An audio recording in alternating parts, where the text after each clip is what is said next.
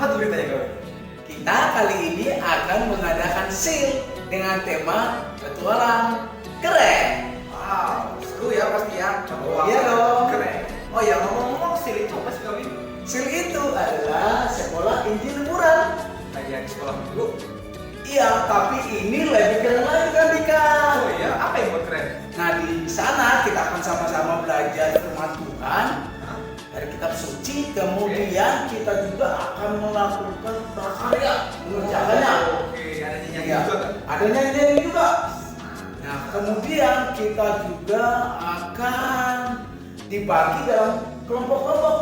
Oh, kelompok kelas ada. Iya, ya benar sekali. Pertama, Ya benar sekali. hadiah.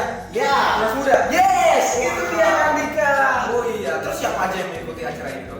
Nah, ini dibuka untuk kita semua. Oh, berarti anak-anak di seluruh Indonesia. Iya, jadi siapa aja boleh ikut. Nah, Iya. Wah, keren banget tuh. Siapa yang gak mau ikut? Pasti ikutan semua ya. Yes, pasti dong. Oh iya, ngomong-ngomong, gimana caranya kita mengikuti kau? Nah, kita akan melakukannya secara online. Jadi bisa melalui dan juga melalui Zoom. Oh, Zoom juga bisa. Bisa. Nah, tuh, siapa yang pernah pakai Zoom? Kalau Ya. sekolah. Nah, kurang lebih seperti itu ya. Iya, Nah, tapi tapi ikut kan Dika. seru. Ya, betul. Jangan sampai kalian takut atau khawatir ya. Pasti nanti ada kakak di sisi yang akan bantu kita semua ya. Iya. Sehingga nggak usah takut lagi, nggak usah khawatir. Nanti kalau nggak ada kuota, tenang aja. Iya. Kakak yang akan bantu.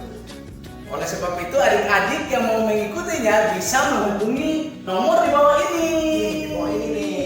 Oh iya, ngomong-ngomong, kapan acaranya kali ini? Kita akan melakukannya pada bulan Juni tanggal 24 sampai 26 di hari Kamis sampai hari Sabtu. Jam berapa? Jamnya ada dari jam 3 sampai jam 5. Oh, jam 3 Iya. Nah, tuh adik-adik, jangan lupa ya, karena ini diadakan di hari libur, jadi cepet-cepetan sekarang.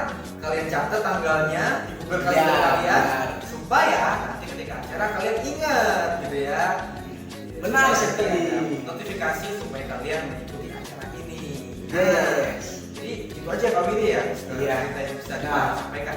Kemudian kan Dika, setelah ini kita punya lagu tema. Oh iya, ada lagu Yes. temanya. Jadi sudah bisa belajar sekarang ya. Iya, mulai minggu ini kita akan bisa mulai belajar bersama-sama. Sehingga ketika sih kita sama-sama udah hafal dan kita nyanyikan bersama-sama.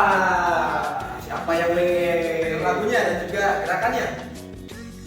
Pasti mau semua ya. Mau dong. Nah, berarti setelah ini ya kalau gitu ya. Setelah ini. Oke, jadi siap-siap ya. Setelah ini kalian akan mengikuti atau juga belajar Iya. mengenai lagu tema dan juga gerakan-gerakannya ya. Ya, Kak, ya. gerakannya yang menarik. Oke, semangat ya adik-adik.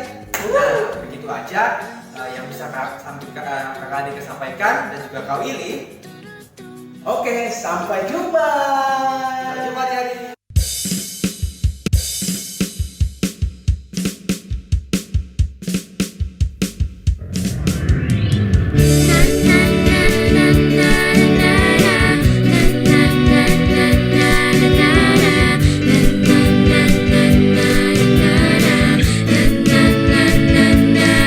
Walau ku kecil, walau ku lemah, walau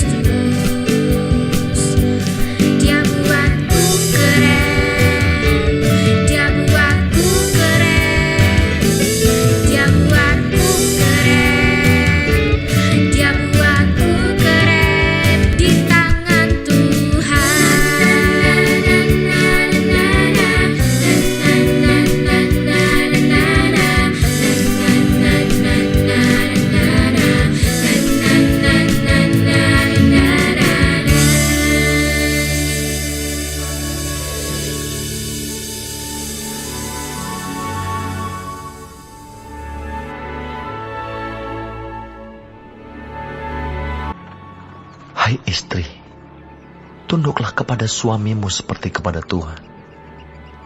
Karena suami adalah kepala istri, sama seperti Kristus adalah kepala jemaat.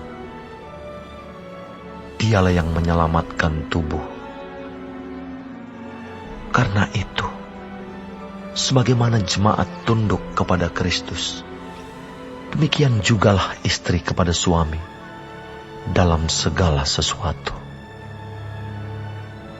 Hai suami, kasihilah istrimu sebagaimana Kristus telah mengasihi jemaat dan telah menyerahkan dirinya baginya untuk menguduskannya, sesudah ia menyucikannya dengan memandikannya dengan air dan firman, supaya dengan demikian ia menempatkan jemaat di hadapan dirinya dengan cemerlang tanpa cacat atau kerut atau yang serupa itu, tetapi supaya jemaat kudus dan tidak bercela.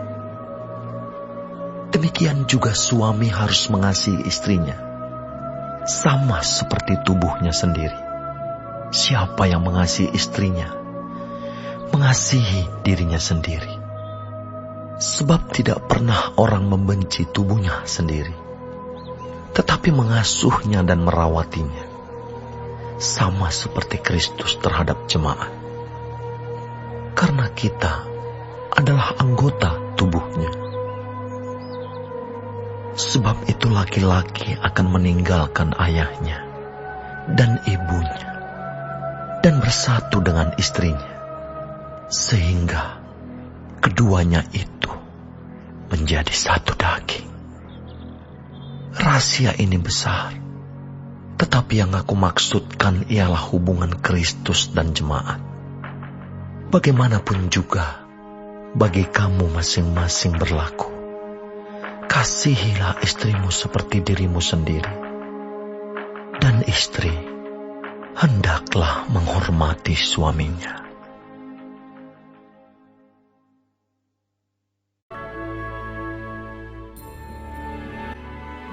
Selamat pagi adik-adik, kita bertemu lagi pada pagi hari ini di pelajaran 9 dengan judul Ayah sebagai Kepala Rumah Tangga, diambil dari kitab Efesus 5 ayat 22 sampai dengan 33. Tapi sebelumnya kita berdoa terlebih dahulu minta pimpinan Tuhan. Bapa di surga, selamat pagi, kami datang lagi ke hadirat Tuhan pada pagi hari ini Bapa. Kami mengucap syukur untuk kebaikan dan penyertaan Tuhan sepanjang malam tadi kepada kami. Pagi ini kami siap mendengarkan firman-Mu Tuhan, biar kami bisa bertumbuh terus melalui kebenaran-kebenaran firman Tuhan yang boleh kami dengarkan dan kami boleh terapkan di dalam kehidupan kami. Kami serahkan waktu ini ke dalam tangan-Mu Tuhan, di dalam nama Yesus Kristus kami berdoa. Amin. Adik-adik, biasanya di dalam satu keluarga itu ada ayah, ada ibu, dan juga ada anak-anak ya. Atau kadang-kadang juga ada mungkin di rumah adik-adik ada juga nenek atau kakek. Pada dasarnya keluarga itu adalah di mana di dalamnya itu ada hubungan pertalian darah satu dengan yang lain. Ya, nah pada awal penciptaan Tuhan menciptakan Adam dan kemudian juga Tuhan menciptakan Hawa dan kemudian mereka dipersatukan dan mendapat anak-anak Kain dan Habil. Nah, adik-adik kita melihat di sini bahwa keluarga itu adalah merupakan satu rancangan Allah yang memang Allah persiapkan untuk pada awal-awal penciptaannya. Ya, dan kemudian kita melihat bagaimana kemudian Allah memberkati manusia menjadi banyak dan mengisi bumi. Kita melihat di sini bahwa orang tua harus kita hormati sesuai dengan apa yang sudah Tuhan ajarkan kepada kita. Dikatakan dalam Efesus 6 ayat 1 dan 2, "Hai anak-anak, taatilah orang tuamu di dalam Tuhan, karena haruslah demikian. Hormatilah ayahmu dan ibumu, ini adalah satu perintah yang penting." Nah, Menghormati orang tua adalah salah satu perintah dari Tuhan kepada kita sekalian. Dan kalau kita mengasihi Allah, tentunya kita juga akan mentaati apa yang diperintahkan oleh Allah. Bagaimana kita harus menghormati mereka. Walaupun apapun juga keadaan orang tua kita atau keadaan ayah kita, apakah kita harus menghormati ayah kita karena dia layak untuk dihormati? Misalnya dia adalah ayah yang baik, ayah yang bijaksana, ayah yang mengasihi keluarganya, tentu kita menghormati.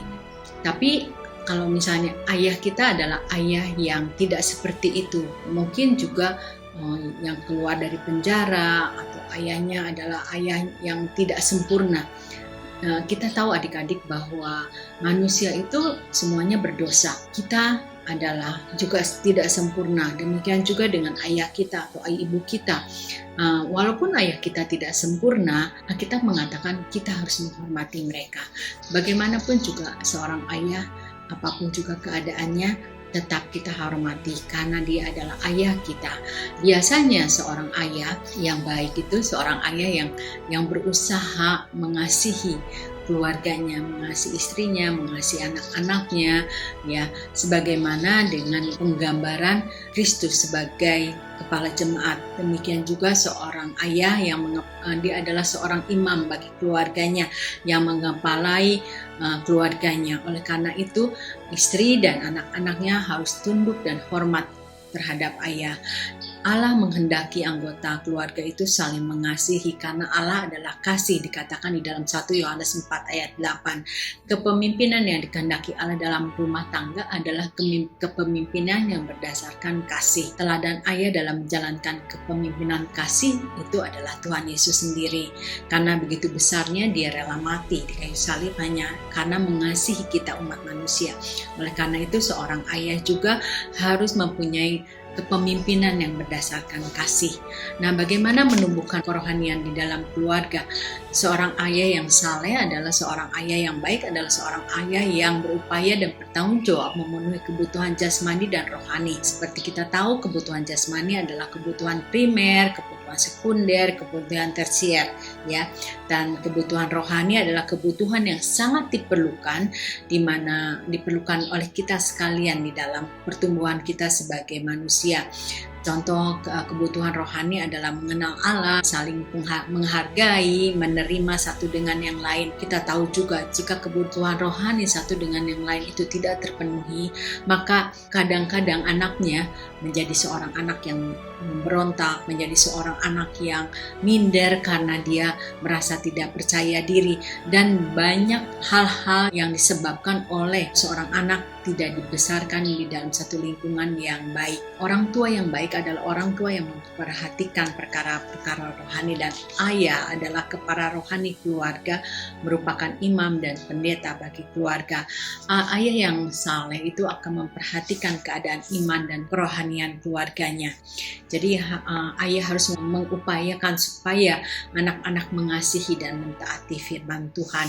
Iman dan kerohanian keluarga bertumbuh melalui ibadah di dalam keluarga, berdoa secara pribadi atau bersamaan, juga taat kepada firman Tuhan dengan menjauhi dosa dan segala kejahatan. Nah, adik-adik, kesimpulannya adalah berbahagialah keluarga adik-adik yang memiliki orang tua yang patuh kepada perintah Tuhan. Orang tua sebagai pemimpin di dalam dengan ayah sebagai kepala keluarga harus hidup takut akan Tuhan, dan orang tua harus bertobat dan beriman kepada Tuhan Yesus. Dan seorang ayah yang saleh adalah ayah yang mengasihi istri dan anak-anaknya. Kalau adik-adik dilahirkan di dalam keluarga itu, berbahagialah karena adik-adik sudah mempunyai sebuah keluarga yang baik. Tetapi kalau tidak, masih banyak kekurangannya, berbahagialah juga, karena kalau adik-adik di dalam Tuhan Yesus, maka Tuhanlah yang akan menolong adik-adik melalui semuanya itu. Ya, nah adik-adik, kita akan mendengarkan Pastor Alex yang akan merinci lebih lanjut tentang peranan ayah sebagai kepala rumah tangga. Silakan Pastor. Shalom Bapak Ibu Saudara-saudari yang sangat dikasihi oleh Tuhan Yesus. Renungan firman Tuhan kali ini adalah dari Efesus 5 ayat 22 sampai 33. Tema yang diberikan adalah ayah sebagai kepala rumah tangga. Sebagaimana ditunjukkan oleh Alkitab, menjadi seorang ayah adalah berkat dari Tuhan. Dari Alkitab kita mengetahui bahwa Abraham selama bertahun-tahun merindukan untuk menjadi seorang ayah. Namun baru di usia tuanya lah Tuhan memberkati dia untuk menjadi seorang ayah. Dari Alkitab kita juga mengetahui bahwa Tuhan menghendaki seorang laki-laki menjadi seorang suami yang syah dari seorang istri terlebih dahulu, baru dia bisa menjadi seorang ayah. Alkitab juga menunjukkan bahwa seorang ayah adalah imam dari keluarga, adalah kepala dari rumah tangga. Saya sampaikan tadi bahwa menurut Alkitab sebelum menjadi seorang ayah, seorang laki-laki harus menjadi seorang suami yang syah dari seorang istri terlebih dahulu. Artinya seorang laki-laki dan seorang perempuan harus menikah dengan syah terlebih dahulu. Dengan syah artinya pernikahan yang diberkati oleh Tuhan. Mari kita memulai renungan kali ini dengan mempelajari dasar pernikahan yang diberkati oleh Tuhan. Pernikahan seorang suami dan istri, seorang laki-laki dan perempuan di dalam konteks nas kita kali ini, yaitu Efesus 5 ayat 22 sampai 33. Kita akan memulainya dari Efesus 5 ayat 21. Dan rendahkanlah dirimu seorang kepada yang lain di dalam takut akan Kristus. Ayat 21 ini adalah landasan hubungan antara sesama anak Tuhan, yaitu saling merendahkan diri seorang kepada yang lain dan takut akan Kristus. Frasa rendahkanlah dirimu yang di dalam bahasa Yunaninya intinya adalah hupotasso, yang diterjemahkan ke dalam bahasa Inggris to submit. Kalau kita terjemahkan kembali ke dalam bahasa Indonesia di dalam konteks renungan firman Tuhan kali ini adalah menundukkan diri atau tunduk. Sehingga landasan yang pertama tadi menjadi saling tunduk seorang kepada yang lain. Sebentar lagi kita akan melihat bahwa Efesus 5 ayat 21 ini adalah landasan untuk menafsirkan Efesus 5 ayat 22 sampai Efesus 6 ayat 9. Satu ayat lagi yang adalah landasan untuk menafsirkan Efesus 5, 22 sampai Efesus 6, 9 adalah Efesus 6 ayat 9. Ingatlah bahwa Tuhan mereka dan Tuhan kamu ada di surga dan Ia tidak memandang muka.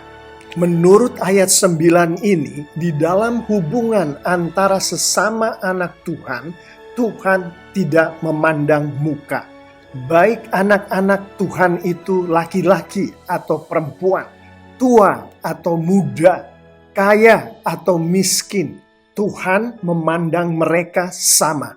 Bapak, Ibu, Saudara-saudari yang sangat dikasihi oleh Tuhan Yesus, ayat 21 dan ayat 9 ini adalah juga landasan bagi kita untuk mengerti dasar pernikahan yang diberkati oleh Tuhan.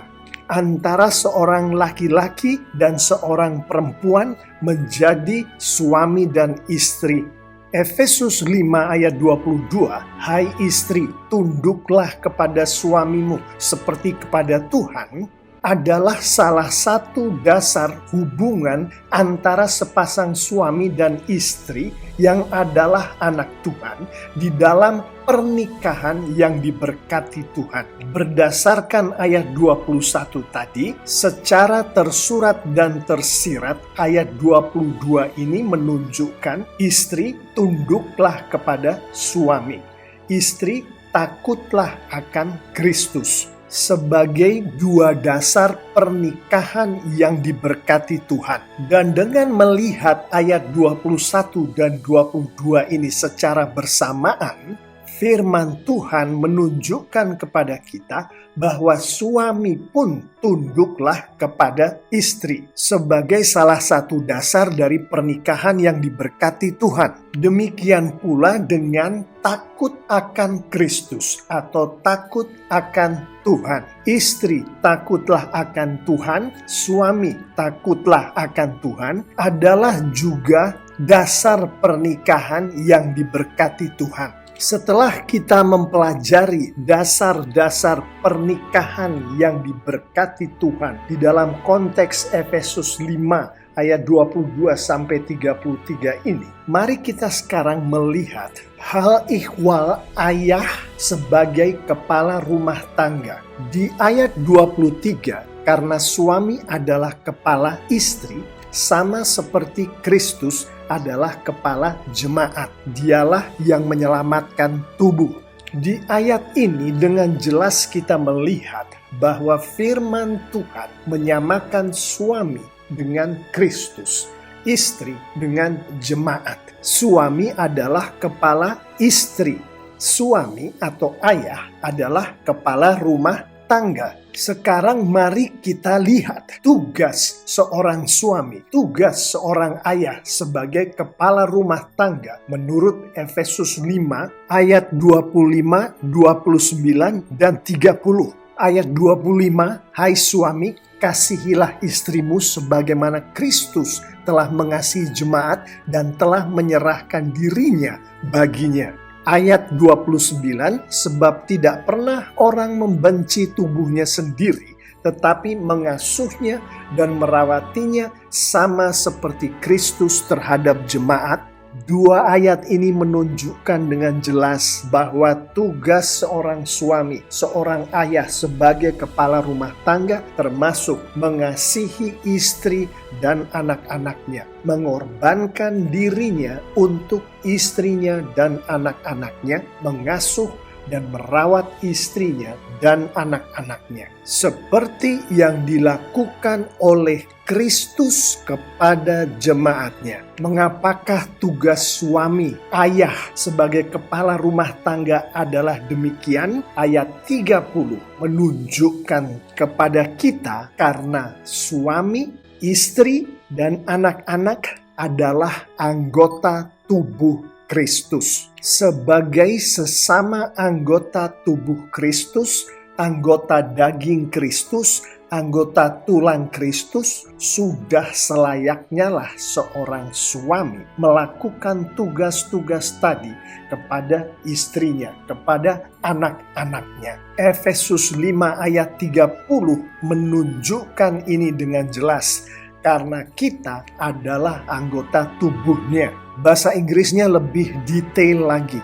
For we are members of his body, of his flesh, and of his bones. Karena kita adalah anggota tubuhnya, dagingnya, dan tulangnya. Bapak, Ibu, Saudara-saudari yang sangat dikasihi oleh Tuhan Yesus. Demikianlah renungan firman Tuhan kali ini. Saya ingin menutup renungan ini dengan kita bersama-sama melihat, dan saya berdoa juga dengan bimbingan dari Roh Kudus, kita semua akan melakukan di dalam kehidupan kita beberapa penerapan berikut ini. Penerapan pertama adalah kita sebagai anak-anak Tuhan, pengikut-pengikut Tuhan Yesus, hendaklah saling merendahkan diri satu sama lain, saling tunduk satu sama lain, termasuk antara suami dan istri, saling merendahkan diri, saling tunduk satu sama lain. Penerapan kedua adalah sebagai anak-anak Tuhan, hendaklah kita sungguh-sungguh takut akan Kristus. Artinya kita sungguh-sungguh mengikuti firman Tuhan yang ada di dalam Alkitab. Apa yang Alkitab katakan lakukan, maka dengan takut kita melakukan itu. Apa yang Alkitab katakan jangan lakukan, maka dengan takut kita tidak melakukan apa yang Alkitab katakan jangan lakukan. Demikian pula lah di dalam hubungan antara suami dan istri. Hendaklah suami takut akan Kristus, akan Tuhan. Hendaklah istri takut akan Tuhan. Hendaklah suami dan istri kedua-duanya melakukan perintah-perintah Tuhan sesuai dengan apa yang ada di firman Tuhan di Alkitab dengan takut akan Tuhan. Dan sebagai penerapan yang terakhir dalam konteks ini adalah apabila Anda seorang suami, mengasihilah, berkorbanlah demi, mengasuh, merawatlah istri Anda. Apabila Anda seorang istri, berdoalah bersama-sama dengan suami Anda dan berkomunikasilah dengan suami Anda bahwa menurut firman Tuhan, seorang suami adalah mengasihi, berkorban demi, mengasuh, dan merawat istrinya. Apabila Anda seorang anak, maka berdoalah bersama-sama dengan ayah dan ibu Anda dan berbicaralah kepada ayah Anda bahwa menurut firman Tuhan, seorang ayah adalah mengasihi, berkorban demi, mengasuh, dan merawat istri, ibu, dan anak-anaknya.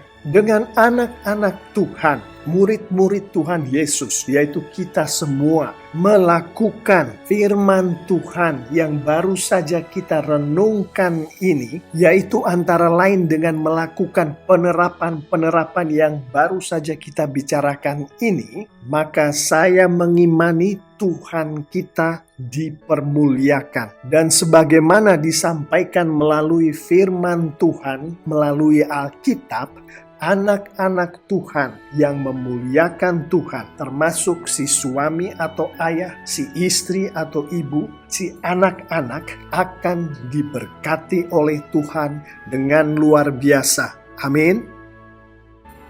Nah, adik-adik, demikian mudah-mudahan adik-adik lebih jelas lagi.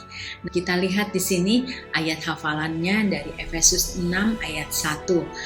Dikatakan, "Hai anak-anak, taatilah orang tuamu di dalam Tuhan, karena haruslah demikian." Marilah kita hidup sesuai dengan firman Tuhan, mentaati firman Tuhan dan mentaati orang tua dan menghormati orang tua.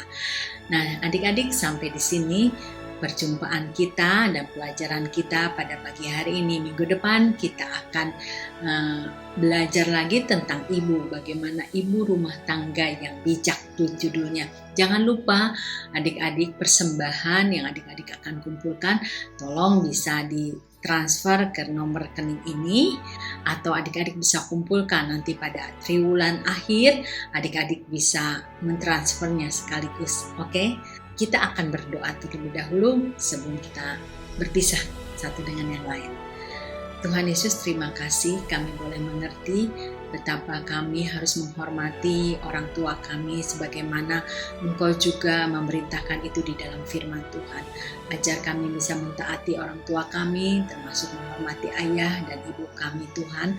Dan kami bersyukur dengan keberadaan mereka, walaupun mungkin mereka juga jauh dari sempurna. Tetapi kami berdoa terus supaya Engkau lah yang akan menyempurnakan kasih Tuhan, yang akan menyempurnakan keluarga kami, termasuk kami semua Tuhan, yang kami tahu masih banyak kekurangannya. Ampunkanlah dosa dan kelemahan kami sekalian. Terima kasih Bapa. Berkatilah sepanjang minggu depan, kiranya penyertaan Tuhan akan bersama dengan kami untuk sekarang dan selamanya. Di dalam nama Yesus Kristus kami berdoa. Amin. Adik-adik, selamat pagi, sampai berjumpa minggu depan. Bye.